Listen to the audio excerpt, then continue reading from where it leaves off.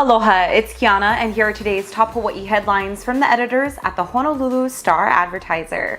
Also, mahalo to Longs Drugs Hawaii for sponsoring the show. Head on over to your neighborhood Longs Drugs for all your shopping needs. The U.S. has offered Russia a deal that could bring home WNBA star Brittany Griner and another jailed American, Paul Whelan. Secretary of State Antony Blinken announced the potential deal in a statement today, saying it was offered 2 weeks ago. He did not provide details of the arrangement, but a possible option could be a prisoner swap for convicted Russian arms trader Viktor Bout. Griner was detained at a Moscow airport in February while returning to play basketball in Russia. Police said they found vape canisters containing cannabis oil in her luggage, which the basketball star claims were packed by mistake. Whelan is a corporate security executive from Michigan who in 2020 was sentenced to 16 years in prison on espionage charges. Blinken said he requested to talk with Russian Foreign Minister Sergei Lavrov about Griner and Whelan, as well as issues surrounding Russia's war in Ukraine. If Lavrov agrees, it would be the first time the pair have spoken since February 15th, about a week before Russia invaded the country. A critical supply of monkeypox vaccine will soon be ready for distribution in the U.S. Nearly 800,000 doses of the two-shot Jynneos vaccine have been sitting stateside awaiting certification from the Food and Drug Administration. The FDA gave the green light today after completing an inspection of a new facility run by drug manufacturer Bavarian Nordic. The U.S. has so far sent more than 310,000 doses of Jynneos to state and local health departments. Those units were produced in a facility that already had FDA clearance. The other 786,000 doses set for distribution were made at a newly opened Bavarian Nordic plant. Authorities have come under fire by critics who say they were too slow to deploy the vaccine. Experts worry that delays to contain monkeypox in the U.S. could result in a new entrenched infectious disease. Hawaii has received 1,400 doses of the vaccine from the Strategic National Stockpile, but demand for the shot is expected to outpace the state's currently limited supply.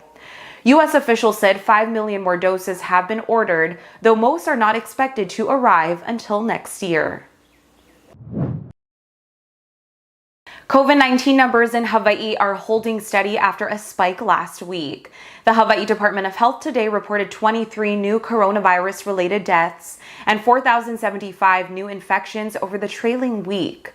Hawaii's COVID-19 death toll stands at 1,571, and health officials have recorded 325,944 cases since the start of the pandemic. The 7-day average of new cases stood at 573, one fewer than the 574 reported on July 20th. The average reflects new cases per day from July 16th to 22nd. The actual daily average of new cases is estimated to be 5 to 6 times higher due to unreported home test results. The state's average positivity rate increased for the second week in a row from 15.1% last week to 15.7% on July 25th. By island, there were 2,719 new infections reported on Oahu, 542 on Hawaii Island, 527 on Maui, 176 on Kauai, 11 on Molokai, and 5 on Lanai. Another 95 infections were reported outside the state. The Federal Reserve took another step to fight inflation today by raising its benchmark interest rate by 3/4 of a point. An identical rate hike was imposed in June. The move will raise the Fed's key rate to a range of 2.25% to 2.5%, its highest level since 2018. The large increases are designed to tame a jump in inflation, which recently hit 9.1%. Raising borrowing rates makes it costlier to take out a mortgage or an auto or business loan. There are signs that consumers and businesses are already borrowing and spending less, which has a cooling effect on the economy and should slow inflation. The central bank is undertaking a balancing act that some analysts fear may trigger a recession. Federal Chair Jay Powell said he doesn't think the U.S. is in a recession and plans to continue raising rates until they land between 3.25% to 3.5% by the end of the year.